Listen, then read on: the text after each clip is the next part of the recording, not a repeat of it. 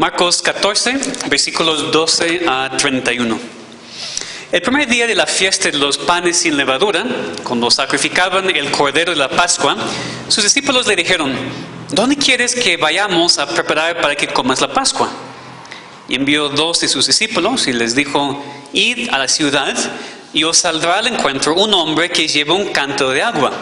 Seguidle, y donde entrare, decid al Señor la casa: el maestro dice, ¿dónde está el aposento donde he de comer la Pascua con mis discípulos? Y él os mostrará un gran aposento alto ya dispuesto, preparad para nosotros allí. Fueron sus discípulos y entraron en la ciudad y hallaron como les había dicho, y prepararon la Pascua. Y cuando llegó la noche, vino él con los 12. Y cuando se sentaron a la mesa, mientras comían, dijo Jesús: de cierto os digo que uno de vosotros que come conmigo me va a entregar. Pues ellos comenzaron a entristecerse y a decirle uno por otro: ¿seré yo? Y el otro: ¿seré yo? Él respondiendo les dijo: es uno de los 12, el que moja conmigo en el plato. A la verdad, el Hijo del Hombre va según está escrito de él, mas ay de aquel hombre por quien el Hijo del Hombre es entregado. Bueno le fuera a ese hombre no haber nacido. Y mientras comían, Jesús tomó pan y bendijo y lo partió y les dio diciendo: tomad, eso es mi cuerpo. Y tomando la copa y habiendo dado gracias, les dio y bebieron de ella todos. Y les dijo: esto es mi sangre del nuevo pacto, que por muchos es derramada. De cierto os digo que no beberé más del fruto de la vid hasta aquel día en que lo beba nuevo en el reino de Dios. Cuando hubieron cantado el himno, salieron al monte de los olivos. Entonces Jesús les dijo: todos os escandalizaréis de mí esta noche, porque escrito está: heriré el pastor y las ovejas serán dispersadas. Pero después que haya resucitado, iré delante de vosotros a Galilea. Entonces Pedro le dijo: aunque todos se escandalicen de ti, se escandalicen, yo no. Y le dijo Jesús: de cierto te digo que tú hoy, en esta noche, antes que el gallo haya cantado 2 veces, me negarás 3 veces. Mas él con mayor insistencia decía: si me fue necesario morir contigo, no te negaré. También todos decían lo mismo. Amén. Esa es la palabra perfecta e inspirada de nuestro Dios para nosotros. Vamos a orar que Él nos ayude en ese tiempo de la predicación. Padre, gracias te damos por tu palabra que es alimento para nosotros, tu palabra que es perfecta e inspirada. Te pedimos, Señor, que podamos poner atención a lo que dice, entender esta historia, entender lo que deberíamos poner en práctica en nuestras vidas. Te pedimos, Señor, que por medio del Espíritu Santo tú nos llenes con la palabra y que nos ayudes a crecer en nuestra santificación. Te pedimos en nombre de Cristo. Amén. ¿Por qué celebramos la Cena del Señor? Es una pregunta muy importante porque la mayoría de los cristianos lo hace. Celebran la cena normalmente una vez al mes en sus iglesias. Pero aunque saben que es algo que deberían hacer, aunque saben que es un mandamiento de Dios, en realidad no entienden por qué es tan importante. Honestamente no lo ven como algo esencial para sus vidas cristianas. Pues yo no sé cómo tú lo consideras, pero ese tiempo de la pandemia ha sido una buena prueba. Porque no celebramos la cena cuando estamos reuniéndonos nada más en línea. Algunas iglesias sí, pero nosotros creemos que es algo que la iglesia solamente puede ser cuando está reunida en persona. Entonces, por 4 meses y medio, no pudimos participar en la cena. Mi pregunta es, ¿esto te afectó? ¿O en realidad nada cambió en tu vida? Es decir, ¿extrañaste la cena? ¿Te faltó algo esencial en tu vida cristiana esos meses? ¿O continuaste como normal, sin pensar mucho en lo que no podías hacer? Pues para algunos de ustedes estoy completamente seguro que la extrañaron mucho. Que sintieron, algunos siguen sintiendo que algo les falta, que faltaba algo en su alimentación espiritual. Pero para otros aquí, honestamente, ni se dieron cuenta que no la estaban recibiendo. No les afectó para nada. Entonces creo que es necesario que estudiemos este pasaje de hoy para aprender por qué la cena es tan importante. o para cambiar tu perspectiva, para mostrarte cuán esencial es, o para confirmar lo que tu corazón ya sabe, que la cena es algo esencial para tu vida cristiana. Entonces, cuando llegamos a este pasaje en Marcos, es obvio que el enfoque del pasaje está en la celebración, en el establecimiento de la cena del Señor. Cuando Cristo, antes de su muerte, comió la Pascua con sus discípulos y cambió algunas cosas para establecer algo nuevo, lo que celebramos hoy como la cena del Señor. Pero no deberíamos ignorar el contexto de los versículos anteriores y posteriores al texto del establecimiento de la cena. El pasaje anterior, la primera parte del capítulo, terminó con Judas decidiendo traicionar a Cristo y venderle a los líderes religiosos. Eso vemos en versículos 10 y 11. Ahora, en estos versículos, nuestro pasaje de hoy, antes de comer la cena, Cristo reveló a sus discípulos que uno de ellos iba a traicionarle. Y después de establecer la cena, Cristo profetizó que sus discípulos iban a abandonarle y Pedro iba a negarle. Menciono esto porque es importante ver cómo Marcos quiere que entendamos este texto. Sin duda, no habría ningún problema en nada más predicar versículos 22 a 24 en cuanto a la cena. Es que no hay nada incorrecto de predicar un mensaje temático en cuanto a la cena del Señor. Está muy bien. Pero nosotros aquí estamos estudiando todo ese libro y nos interesa mucho saber cómo Marcos presenta sus historias. Entonces, no creo que sea coincidencia que Marcos incluye tantos detalles en cuanto a la traición de Judas, el abandono de los discípulos, la negación de Pedro, en el mismo pasaje que habla del establecimiento de la cena del Señor. Porque, aunque en ese momento los discípulos no se dieron cuenta, cuando Jesús comió la cena con ellos, era para fortalecerlos. Cristo sabía lo que iba a pasar. Ellos no, pero Cristo sí. Cristo sabía, Judas me va a traicionar, ellos van a huir y Pedro me va a negar. Necesitan ellos estar fortalecidos. Y por eso, en parte, estableció la cena, comió la cena con ellos para animarles y fortalecerles por lo que iba a pasar. Desafortunadamente, ellos no entendieron eso y por eso respondieron como respondieron. Pero nosotros hoy en día deberíamos entender, porque ahora la cena funciona de la misma manera.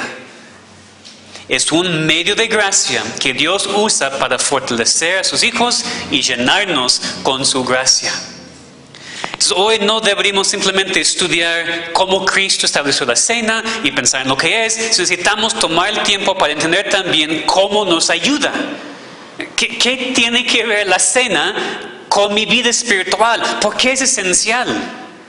Porque la cena del Señor es malentendida por muchas iglesias y muchas religiones. La cena del Señor es menospreciada aún por muchas iglesias cristianas. El problema básico es que sabemos lo que es de manera superficial y que debemos celebrarlo, pero nada más. No siempre entendemos su necesidad, no entendemos lo que hace para nosotros. Entonces hoy no solamente quiero hablar de la cena y explicar cómo fue establecida, etc. También quiero ser muy práctico y mostrar su importancia, mostrar su propósito. Que Dios alimenta y fortalece a sus hijos por medio de la cena del Señor. Aquí Cristo lo hizo para sus discípulos, aunque no entendían. Pero nosotros deberíamos entender. Deberíamos entender que Dios alimenta y fortalece a sus hijos por medio de la cena del Señor. Entonces vamos a ver aquí primero el contexto, ver desde el contexto original del pasaje la necesidad de la cena, la necesidad de los discípulos y después ver qué es nuestra necesidad también. Entonces vemos primero que necesitamos la cena porque como hijos de Dios y seguidores de Jesús necesitamos estar alimentados y fortalecidos. Es muy básico, muy sencillo, pero es la verdad. Necesitamos estar alimentados y fortalecidos. Es decir, somos cristianos, ¿eh? Somos hijos de Dios, pero no somos perfectos. Todavía no somos perfectamente fuertes. Todavía vivimos en este mundo, vivimos en esta carne y somos débiles naturalmente. Necesitados del poder de Dios, necesitados de su alimento. Entonces, eso vemos aquí en el contexto, pensando en lo que sucedió antes y después del establecimiento de la cena. Entonces, por favor, aquí no ignoren el contexto. Vemos claramente que en este momento aquí los discípulos necesitaban desesperadamente ser fortalecidos espiritualmente. Eso fue parte del propósito de establecer la cena y es todavía parte del propósito de la cena hoy en día. Aquí en el pasaje, la primera cosa que vemos en el contexto es la preparación del lugar. Dice que era tiempo de la Pascua y los discípulos preguntaron a Jesús en dónde iban a comer la cena pascual. Él les dijo que fue en la ciudad y cuando encontraran a un hombre llevando un cántaro de agua, que deben seguirle y preguntar al Señor de esa casa por el aposento alto para Cristo y sus discípulos.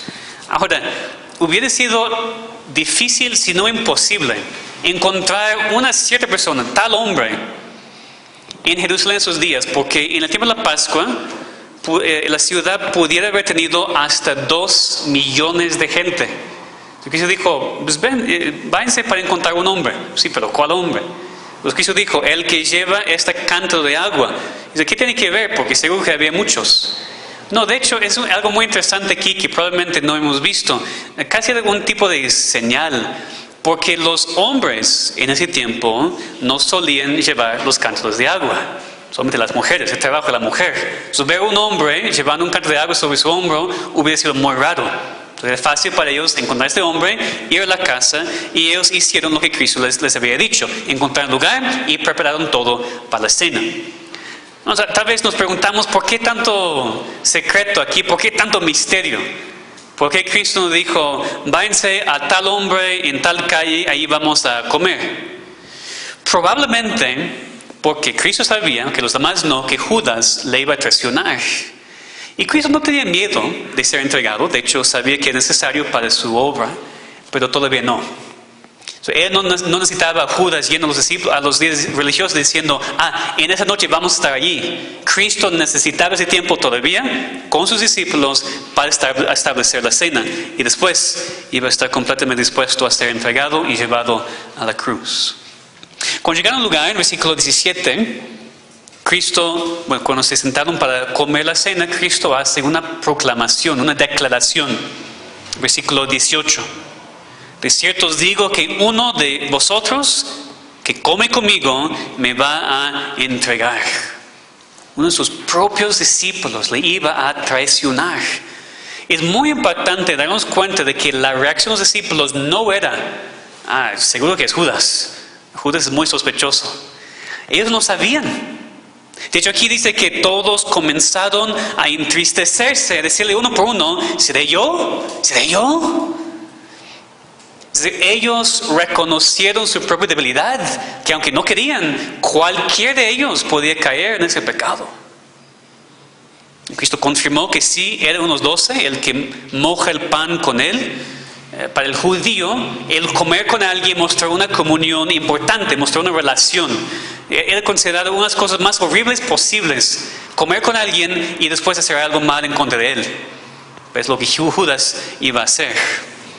Y esas palabras del versículo 18, cuando Cristo dijo, que Cristo estaba hablando de esta traición, está haciendo referencia al Salmo 41. El Salmo 41 fue escrito por David y habla del tiempo cuando David también fue traicionado por su amigo, por su consejero, Ahitofel. Ahitofel era el consejero de confianza del rey David. Pero cuando Absalón, el hijo de David, intentó tomar el trono, Ahitofel traicionó a David y se ponía de parte de Absalón, dándole a él consejo en contra de David. Y sabemos que Dios no permitió que su consejo fuera escuchado. Ahitofel terminó ahorcándose. Entonces vemos las semejanzas aquí, ¿verdad? David escribió en el Salmo 41:9, aún el hombre de mi paz, en quien yo confiaba, el que de mi pan comía, alzó contra mí el calcañar. Entonces, Jesús hizo referencia a este salmo aquí en este pasaje porque vemos mucha semejanza con Judas. Judas también formó parte del grupo íntimo con Cristo, el grupo de confianza. Judas comía con él y también Judas al final se ahorcó y así murió. Y Cristo enfatiza que hubiera sido mejor para tal persona ni nacer, En versículo 21, a la verdad el Hijo del Hombre va, según está escrito de él. Mas ay de aquel hombre por quien el Hijo del Hombre es entregado. Bien, bueno le fuera a ese hombre no haber nacido. Aquí tenemos un perfecto ejemplo del tema de la soberanía de Dios y la responsabilidad humana. El Hijo del Hombre iba a ser entregado, iba a morir como estaba escrito. Eso era parte del plan de Dios. Pero hay de aquel hombre quien iba a cometer tal pecado en contra del Hijo de Dios. Es decir, Judas hizo lo que quería hacer y puede ser responsable por su propio pecado. Pero Dios lo usó para el bien. Dios lo usó para nuestra salvación, aunque era un pecado muy grande en contra de él. De hecho, esta mención aquí de que Cristo iba a morir como estaba escrito, algo que vemos en todo este pasaje. En todo este pasaje, en los momentos finales de la vida de Cristo, vemos el plan eterno de Dios. Aquí nada está saliendo fuera de control. Todo estaba planeado, todo estaba previsto, todo estaba sucediendo conforme a las Escrituras y el plan eterno de Dios. Ahora, brinquemos, por favor, al versículo 27. Otra vez, el texto antes y después de la cena muestra su necesidad en las vidas de los hijos de Dios. En el versículo 27, Cristo citó la profecía de Zacarías para hablar de que lo que los discípulos iban a hacer. Iban a estar escandalizados por él y huir. Cita Zacarías 13, versículo 7, cuando dice, en el versículo 27 aquí, todos os escandalizaréis de mí esta noche, porque escrito está, heriré al pastor y las ovejas serán dispersadas. Otra vez, nada fuera de control. Dios iba a herir al pastor y esto iba a causar que las ovejas fueran esparcidas. Muy fuerte, ¿verdad? Muy fuerte esta profecía y parece de mucho desánimo, y por eso Cristo sigue inmediatamente en versículo 28 con algo de ánimo. Pero después que hay resucitado, iré delante de vosotros a Galilea. Diciendo, voy a morir, pero también voy a resucitar y voy a estar con ustedes. Pero los discípulos no se dieron cuenta de lo que estaba diciendo, no entendían esta parte, porque salían y hicieron precisamente lo que había sido profetizado de ellos. Y vemos que Pedro especialmente no entiende nada aquí. Él responde a las palabras de Cristo diciendo que es más fuerte que los demás, ¿verdad? Aunque todos se escandalicen, yo no. Pero Cristo le dijo que sí, que iba a negarle 3 veces esa noche, antes de que haya cantado el gallo 2 veces, que vemos cumplido en este mismo capítulo. Y aún así, con esta reprensión, Pedro sigue obstinado, insistiendo. La palabra que se usa en versículo 31, si me fuera necesario morir contigo, no te negaré. Y seguro, él creyó esto con todo su corazón. Él creyó que no iba a negar a Cristo. Pero hermanos, fíjense que Pedro no reconoció su propia debilidad. Necesitaba estar más fortalecido espiritualmente porque en sí mismo no podía. Y sí resultó que en verdad negó a Cristo. Y no ignoren, por favor, que no era solamente Pedro, sino Marcos enfatiza que todos los demás discípulos decían lo mismo. Todos pensaban que tenían la fortaleza de resistir en el día malo, pues resultó que no. Entonces vemos claramente en este pasaje la debilidad de los discípulos. Entonces entendemos aquí que aún los hijos de Dios, aún los seguidores de Jesús son débiles en sí mismos y necesitan estar fortalecidos. Aún como hijos de Dios necesitamos estar alimentados y fortalecidos constantemente para estar firmes y no caer tan fácilmente en pecado. Lo vemos aquí con sus discípulos y nada ha cambiado hoy en día. Pero gracias a Dios, Él sabe eso. Él entiende eso. Él sabe que somos muy débiles. Y una de las cosas que Él nos ha dado, que ha regalado a su iglesia, precisamente para alimentarnos y fortalecernos, es la cena del Señor. Él estableció aquí la cena para fortalecer a sus discípulos, y la cena sigue siendo algo que necesitamos hoy en día para ser fortalecidos y alimentados como los hijos de Dios. Entonces vamos a considerar ahora, en segundo lugar, la cena misma, que la cena es uno de los medios principales que Dios usa para alimentar y fortalecer a su pueblo.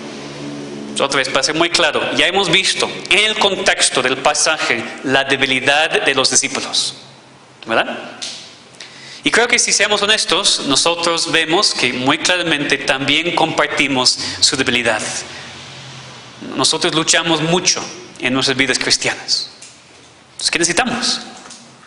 Necesitamos lo que ellos necesitaban, la cena del Señor. Por supuesto, no es la única cosa que Dios usa, pero es uno de los medios principales que Dios usa para alimentar y fortalecer a su pueblo. Para entenderla, vamos a ver primero su establecimiento. En este pasaje, como hemos visto, el trasfondo es la celebración de la Pascua. En esos días, cada año, los judíos celebraban lo que Dios había hecho en rescatarles de Egipto. Ellos celebraban lo que pasó esa noche cuando Dios mató los primogénitos de los egipcios, pero pasó sobre su pueblo. Quienes habían matado un cordero, cada familia, habían puesto su sangre en los postes, en los dinteles de la casa, habían comido preparados para salir. ¿Se acuerdan, verdad? De la Pascua. Y Dios había dicho en esos días: este día os será en memoria y lo celebraréis como fiesta solemne para Jehová durante vuestras generaciones. Y así que los judíos celebraban la Pascua cada año, conmemorando el Éxodo, conmemorando lo que Dios había hecho para rescatarles de la esclavitud de Egipto. Aquí Cristo la celebra con sus discípulos, pero la cambia para hacer algo nuevo. Y es necesario cambiar la Pascua, porque la Pascua era un símbolo de lo que Cristo iba a hacer en la cruz. La Pascua era un símbolo de mirar hacia adelante a lo que Cristo iba a hacer en su sacrificio. Entonces, cuando Él vino y murió en la cruz y derramó su sangre, ya necesitamos algo para mirar hacia atrás. Necesitamos otro símbolo, necesitamos otra cosa para recordar. Pues Cristo, como dice la Biblia, es el Cordero Pascual. Cristo es quien el Cordero y la Pascua representaron. Iba a derramar su sangre en la cruz para salvar a su pueblo de sus pecados. Entonces, en ese momento, Cristo cambió la cena de la Pascua para ser la parte del nuevo pacto, para establecer algo para su pueblo, para que pudiera celebrar y conmemorar su muerte hacia el fin del mundo. Ahora, para entender bien, tenemos que entender un poco la cena de la Pascua. La cena de la Pascua también incluía el pan y la copa. De hecho, en la cena pascual había 4 copas que beber durante el tiempo de la Pascua. Es decir, la cena empezó con la primera copa. Después alguien haciendo la pregunta tradicional: ¿por qué comemos esa comida esta noche? El padre de la familia contaría la historia del Éxodo. Después la familia cantaría Salmo 113, Salmo 115. Después beberían la segunda copa. Después comerían el pan sin levadura, diciendo: ese es el pan de aflicción que nuestros padres comieron en la tierra de Egipto. Después el pan sería quebrantado y repartido entre todos. Después la comida, la tercera copa, y al final cantarían Salmos 116 a 118 y beberían la última copa para terminar la Pascua. Entonces así era, de manera muy básica, muy sencilla, la cena pascual en esos días. Entonces vemos aquí que Cristo y sus discípulos comieron la cena pascual, pero con algunas diferencias. En primer lugar, generalmente comían el pan sin levadura en silencio. Vemos aquí que Cristo habló, diciendo que Él era el pan. Él dijo: tomad, esto es mi cuerpo. Hubiera impactado a muchos discípulos, por ejemplo, que nadie normalmente habló. ¿Qué está diciendo? Ese es su cuerpo. Para el judío, el cuerpo representaba todo el ser. Cristo estaba diciendo que era sí mismo, estaba hablando de sí mismo, hablando de su vida. Estaba usando términos simbólicos que los discípulos en ese momento hubieran entendido sin ningún problema, porque los judíos estaban acostumbrados al simbolismo de parte de los profetas. Leen ustedes casi cualquier libro profético y van a ver mucho simbolismo. Entonces Cristo estaba diciendo, y los discípulos entendían cuando dijo: ese es mi cuerpo, que el pan le representaba. No estaba diciendo que el pan era literalmente su cuerpo estaba ya con ellos. Era simbólico. Habló de su vida. Cristo había tomado cuerpo humano en su encarnación para vivir y ahora morir. Iba a dar su cuerpo, dar su vida en rescate por muchos. Entonces el pan quebrantado en la cena simboliza lo que pasó con su cuerpo en la cruz, simboliza su muerte. También Cristo cambió la celebración de la Pascua en cuanto a las últimas 2 copas. Después de la comida, cuando normalmente beberían la tercera copa, Cristo dijo en versículos 23 y 24, debemos tomar la copa, la tercera copa, habiendo dado gracias, les dio y bebieron de ella todos. Y les dijo, esto es mi sangre del nuevo pacto, que por muchos es derramada. Es decir, como la sangre del cordero había sido derramada en la Pascua, así su sangre iba a ser derramada por muchos. Dijo que el sangre del nuevo pacto, porque en Éxodo 24 leemos de la sangre del pacto que Dios había hecho con Israel, la sangre de animales, ¿verdad? Representando el pacto que Dios había hecho con Israel. Aquí Cristo dijo que era la sangre del nuevo pacto. Cristo es el mediador del nuevo pacto, como leemos en Hebreos 9. Ya no habrá más sacrificios de animales, más derramamiento de sangre de animales, ya no habrá más simbolismo, algo futuro, sino que Cristo iba a sacrificar su vida y derramar su sangre para que todo su pueblo tenga salvación. Entendemos, ¿verdad?, que los sacrificios y la sangre de los animales nunca quitaron el pecado. No eran símbolos de algo futuro, símbolos para que la gente creyera en el futuro Salvador, que iba a venir y limpiar sus pecados mediante su propia sangre y su propia muerte. Entonces Cristo aquí está profetizando de su obra de expiación en la cruz. La copa simboliza la sangre que fue derramada en la cruz para limpiar sus pecados y reconciliarnos con Dios. Y citando Isaías 53, Cristo dijo que su sangre iba a ser derramada por muchos, los muchos de los escogidos de Dios. Y la última cosa que Cristo cambió en la Pascua era no tomar la última copa. Cristo no tomó la copa que normalmente señalaría el fin de la cena pascual. Fíjense en el versículo 25. De cierto os digo que no beberé más del fruto de la vid hasta que el día en que lo beba nuevo en el reino de Dios. Entonces Cristo nunca terminó la cena, para decirlo de esta manera, lo dejó incompleta, porque dijo, pues voy a terminar eso, pero en la gloria con ustedes en la eternidad. Pues nosotros también celebramos la cena hasta que Cristo venga o estemos con Él en la gloria. Ellos terminaron cantando el himno, probablemente Salmos 116 a 118, cuando normalmente se hacían terminando la cena. Y animo a ustedes a leer Salmos 118 especialmente, porque seguro que de mucha bendición para Cristo. Es un salmo que profetiza de Cristo, también un salmo que dice que debemos confiar en Dios más que en los hombres, cosa que Cristo necesitaba como fortaleza antes de su muerte y la traición de Judas. Entonces, resumiendo, Cristo tomó algo, una celebración muy simbólica para Israel y estableció algo nuevo para su iglesia. Tomó la Pascua, la convirtió en la Cena del Señor para que su pueblo pudiera recordar su obra y ser fortalecido por ella para el resto de la historia. Ahora, que veamos las aplicaciones prácticas para nuestras vidas. Nosotros también somos muy débiles en nosotros mismos, así como los discípulos. Nosotros, los hijos de Dios, los seguidores y discípulos de Cristo, también somos débiles, somos tentados a negar a Cristo, pues si no por palabra, entonces por acciones, por hábitos, por prioridades. Somos tentados a huir en tiempo de dificultad, tentados a caer en pecado. En cierto sentido, nada ha cambiado desde los discípulos hasta ahora. Entonces necesitamos algo. Necesitamos ser alimentados y ser fortalecidos. Necesitamos la gracia de Dios de manera constante para que avancemos en nuestra santificación. Y aquí vemos que Dios nos concede lo que necesitamos. Otra vez, por supuesto, Dios también usa otras cosas. Dios usa su palabra, Dios usa la oración, también son medios de gracia. Pero los sacramentos en la iglesia local también son medios de gracia. La Cena del Señor es un medio de gracia, un medio que Dios usa para fortalecernos espiritualmente y llenarnos con la gracia que necesitamos para continuar. Y sin duda, celebramos la cena para recordar, ¿verdad? Lo hacemos en memoria de Cristo. Pero la cena es mucho más que solamente recordar, es mucho más que solamente pensar por un momento en lo que Cristo hizo en el pasado y ya. Eso no es el punto. Es la perspectiva de muchas iglesias hoy en día.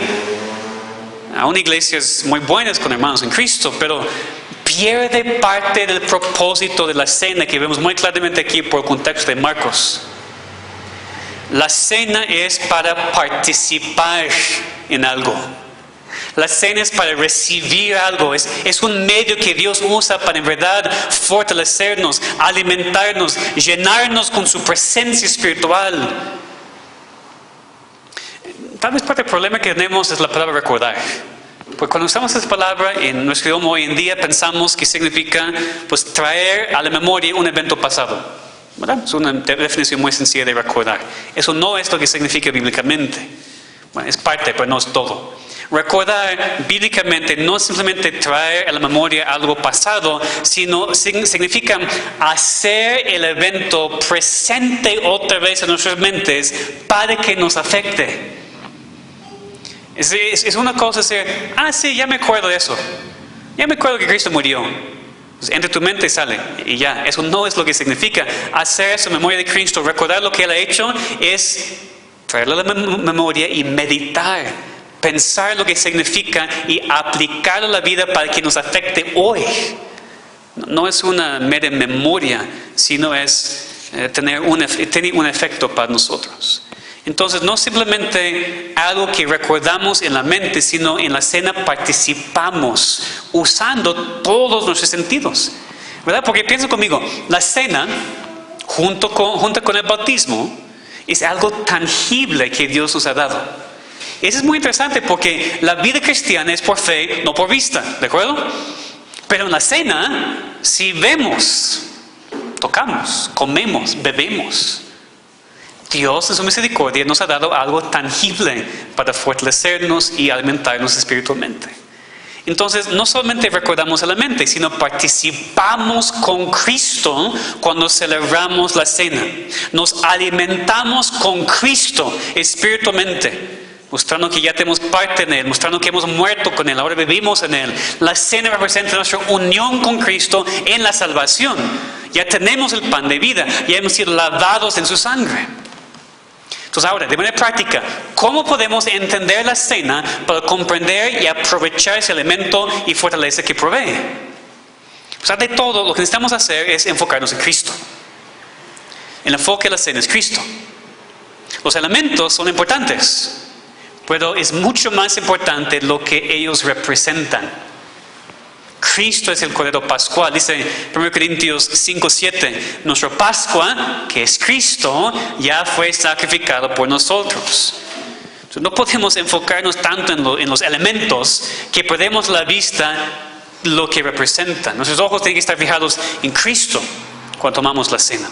Y por eso es tan fuerte el error de la Iglesia Católica Romana en cuanto a los elementos. ¿Lo que dicen? Que cambian de sustancia para ser literalmente el cuerpo y sangre de Cristo. Pero eso no puede ser.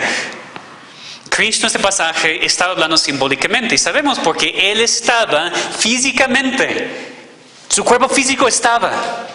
Y no estaba quitando piezas de su cuerpo para dar a sus discípulos para tomar la cena. Estaba usando el pan sin levadura de la Pascua. Estaba hablando simbólicamente de su cuerpo. Pero para nosotros, al otro lado, al rechazar ese error, que no caigamos en el otro error de entonces menospreciar la presencia de Cristo en la cena, menospreciar la realidad de la presencia de Cristo en la cena. Porque entiéndeme muy bien, Cristo sí está presente en la cena. Solamente que no es una presencia física. Es una presencia espiritual. Pero no queremos ir al otro extremo y pensar que Cristo no está aquí para nada. Es solamente un memorial para recordar mi mente. No es eso. Ven conmigo en 1 Corintios 10 y el versículo 16. Un versículo que hemos estudiado muchas veces, pero es muy importante este contexto. 1 Corintios capítulo 10, versículo 16. Eso nos va a ayudar a entender que sí hay una presencia espiritual de Cristo en la cena. 1 Corintios 10, 16. La copa de bendición que bendecimos no es la comunión de la sangre de Cristo. El pan que partimos no es la comunión del cuerpo de Cristo. Y la respuesta esperada para las dos preguntas es sí. compartimos la comunión con Cristo en el pan y en la copa, espiritualmente. El comer el pan y beber la copa es tener comunión con Cristo. Entonces, si es comunión con Cristo, Él tiene que estar, ¿verdad? Tiene que estar presente. Porque si no está presente, no tenemos comunión con Él. No está presente físicamente, entonces está presente espiritualmente. Recordamos, sin duda, es una parte esencial, recordar, meditar, dar gracias a Dios por lo que ha hecho, es una conmemoración, pero es mucho más. Lo que quiero enfatizar es mucho más que solamente recordar lo que Cristo ha hecho. Participamos en comunión con Cristo cuando tomamos los elementos de la cena. Participamos con el Cristo resucitado, recibiendo gracia, fortaleza y esperanza. Hay una esperanza de algo futuro en la cena. Porque como vimos, Cristo nunca terminó la cena. La cena fue algo incompleta. Nunca terminó a beber la última copa. Entonces nosotros también esperamos el día final cuando vamos a estar con Cristo y tomar esta copa con Él. Leemos Apocalipsis de la cena de las bodas del Cordero. En la gloria vamos a beber esta última copa con Cristo y estar con Él para siempre. Eso también recordamos cuando celebramos la cena. Y por eso Pablo dice en 1 Corintios 11, así pues, todas las veces que comieses de pan y bebieses de copa, la muerte del Señor anunciáis hasta que Él venga. Algo de esperanza en la cena. La cena siempre debería terminar con gozo, porque recordamos que eventualmente no vamos a celebrar la cena aquí con esos elementos, vamos a estar en el cielo celebrando la cena con Dios y con Cristo para siempre. Pero por supuesto también necesito enfatizar que no hay nada mágico en la cena. Cristo está presente espiritualmente, pero tenemos que participar con fe. Es decir, comer el pan y beber la copa no automáticamente te transfiere ningún tipo de gracia mística. Así no funciona. Ese es otro error de la Iglesia Católica Romana. Ellos dicen que los elementos actúan de sí mismos. Es decir, que no importa cuán vienes a tomar los elementos, te van a afectar, te van a ayudar. Nosotros no creemos eso.